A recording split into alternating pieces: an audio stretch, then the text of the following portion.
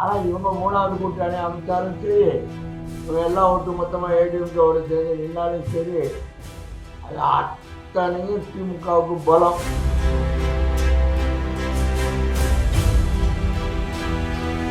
என்னன்னா பிஜேபியில் தலைவராக சொல்ல இன்னும் மாதிரி பேசுன அண்ணாமலை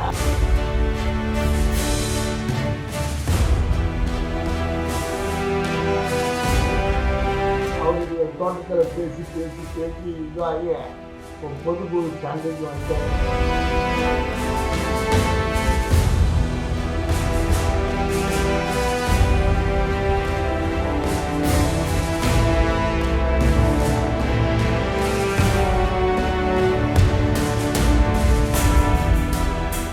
பரபரப்பான சூழ்நிலையில் இந்தியாவுக்கும் பாகிஸ்தான் போர் வந்த ஒரு வார காலமாக தமிழ்நாட்டு அரசியலை பற்றி யாரும் பேசாமல் இருந்தாங்க. போர் சப்ஜெக்ட் தான் பெருசாக போயிட்டு இருந்தது. ஆனால் நேற்றுக்கு பாமகனுடைய 12 வருஷம் கழித்து அவங்க ஒரு மாநாடு மகாபலிபுரத்தில் நடத்துகிறாங்க. அந்த மாநாட்டில் குடும்ப தகராறு மாநாட்டு வெளிச்சத்தில் கொண்டாண்டாரு ஐயா ராமதாஸ் ஐயா. எங்கள் அரசியலில் எந்த கட்சியோட கூட்டணின்னு முடிவு செய்யறதுக்கு தெரியாமல் ஒரு துருப்பு சீட்டை வச்சுக்கிட்டு ஐயா நான் தான் முடிவு பண்ணுவேன் கூட்டணியை பற்றி, வேறு யாராவது இதை சமோசாரெலாம் பேசுனாங்கன்னா அவர் பாணியில் அவர் வெட்டி கடலில் போட்டுருவேன் என்னென்னமோ அவர் இதில் பேசிக்கிட்டு இருக்கார். இதெல்லாம் ஒரு குடும்ப தகராறு வீட்டில் உட்கார வச்சு பேசுறது, இல்லை ஒரு கட்சி முக்கியஸ்தர்கள் வச்சு பேசுறது, அதெல்லாம் அவருடைய தோட்டத்தில் பேசி பேசி பேசி இதாகி இப்போ பொதுக்குழு சண்டைக்கு வந்துட்டார். கட்சி விட்டு தூக்கி போட்டுருவோம்.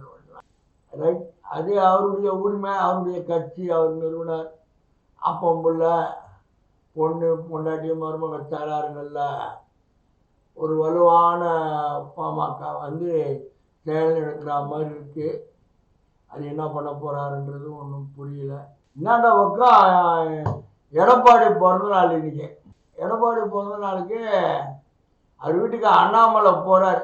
என்னடா இது பிஜேபியில் தலைவராக சொல்ல இன்னும் மாதிரி பேசுன அண்ணாமலை இப்போ போய் வாழ்த்து சொல்கிறார். அதெல்லாம் அரசியலில் நிரந்தர எதிரியும் கிடையாது, நிரந்தர நண்பனும் கிடையாது.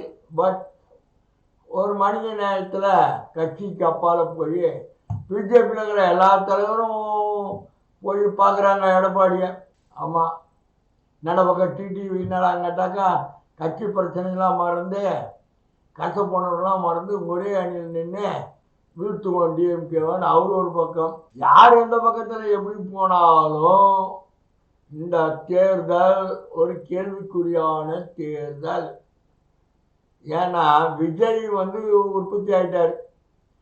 அவர் பக்கம் ஒரு 7-8% ஓட்டு யூத் ஓட்டெல்லாம் இருக்குது. அம்மா விஜயகாந்த் அம்மா ஏற்கனவே சொல்லிட்டாங்க, ஒரு சீட்டு எம்பி சீட்டு கொடுக்குறேன்னு சொல்லிட்டு சொல்லவே இல்லைன்னு ஏமாற்றிட்டாங்க. அவங்க என்ன முடிவு ஸ்டாண்ட் எடுக்க போகிறாங்கன்னு தெரில. மரவட்டி ஐயா இப்படி ஒரு ஸ்டாண்ட் எடுத்துட்டார், நான் தான் கட்சி தலைமை முடிவு பண்ணுவேன்ட்டு. போகிற போக்கில் விஜய் ஒரு பக்கம், விஜயகாந்த் கட்சி ஒரு பக்கம், ஐயா ராமதாஸ் ஒரு பக்கம், எல்லாம் சேர்ந்து நின்று ஒரு சிஎம் 2 டிப்டி சிஎம் எடுத்துக்கலாம், நம்மளே நின்றுடலாம் அப்படின்னு இவங்க 3 பேரும் சேர்ந்து உதிரி கட்சிகளோடு சேர்ந்து 3வது கூட்டணி அமைச்சாலும் அமையலாம். அதுக்கும் வாய்ப்பு இருக்குது, அமையலாம். ஆனால் இவங்க 3வது கூட்டணி அமைச்சாலும் சரி, இவங்க எல்லாம் ஒட்டு மொத்தமாக ஏடிஎம்கேவோட சேர்ந்து நின்னாலும் சரி, அது அத்தனையும் திமுகவுக்கு பலம். ஆமாம், அதில் ஒன்றும் சந்தேகமே கிடையாது. திரும்பவும் சொல்கிறேன், எடப்பாடி பிறந்த நாளைக்கு பிஜேபிக்காரங்க தலைவர்கள்லாம் வீட்டில் போய் வாழ்த்து சொன்னாலும் சரி, மற்றவங்க எல்லாம் போய் வாழ்த்து சொன்னாலும் சரி, கனவு கூட காண முடியாது மீண்டும் திமுக ஆட்சி தான் தமிழ்நாட்டில். எத்தனை பிறந்த நாளுக்கு போய் எல்லாம் போய் வாழ்த்து சொன்னாலும் மீண்டும் அமைவது திமுக உறுதி. மீண்டும் திமுக ஆட்சி அமைவது உறுதின்ற ஒரு வைராயத்தில் இன்னைக்கு குழுக்குள்ள ஊட்டிக்கு போகிறார்.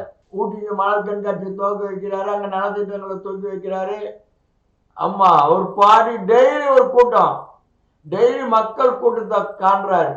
அரசியல் கூட்டமாக இருக்கட்டும், அரசாங்க கூட்டமாக இருக்கட்டும், தனி நிறுவனங்கள் தனியாருங்க நடத்துகிற கூட்டமாக இருக்கட்டும், எந்த கூட்டமாக இருந்தாலும் அவர்கிட்ட இருக்கிறப்போ ஒரு மாஸ், விஜய்க்கு ஒரு மாஸ் இருக்குதுன்னா முக ஸ்டாலினுக்கு ஒரு மாஸ் கிரியேட் ஆகிடுச்சு.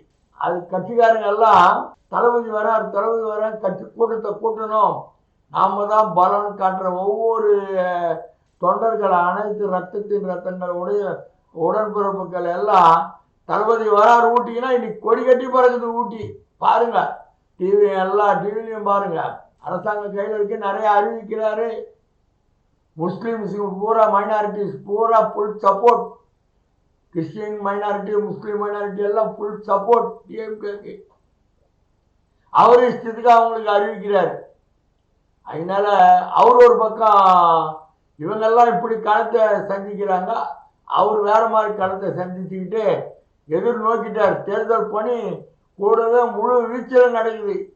மக்கள்கிட்ட ஒரு 60% புத்துணர்ச்சி, கட்சி தொடருங்க அத்தனை பேர்கிட்ட ஒரு முழு புத்துணர்ச்சி, குமுறல்கள் இருக்கு. கட்சிக்காரர்களுக்கு எதுவும் செய்யல, நேரு மினிஸ்டர் தனியாக அடிச்சு தள்ளுறாரு, அது கண்டுக்க மாட்டேங்கிறாரு, கொள்றாருன்னு சொல்லிட்டுலாம். அடுத்த வாட்டி நேரு மினிஸ்டருக்கு உள்ளாட்சித்துறை கூப்பிட்டா தானே அது துணை முதல்வர் கைக்கு போகுது, அவருக்குள்ள கைக்கு போகுது. அது கன்ஃபார்மா இந்த நேரத்துக்கு இதான அவர் அறிவாளத்தை மிரட்டி பார்க்குறாரு. அதெல்லாம் தூசி தட்டு தான் பொதுச் செயலாளர் துரைமுருகனையும் தூக்கி போட்டார் நேரில் இருந்த மூளைக்கு. ஆனால் அவர் ஒரு விழிவு எடுத்து அவர் பாட்டு சுற்றுப்பயணத்தை சூறாவளி சுற்றுப்பயணம் அரசாங்க நிகழ்ச்சியாக இருக்கட்டும், தனியார் நிகழ்ச்சியாக இருக்கட்டும், குழுன்னு ஊட்டிக்கு போயிட்டார். ஆமாம், மீண்டும் ஆட்சி அமைவதே திமுக உறுதி.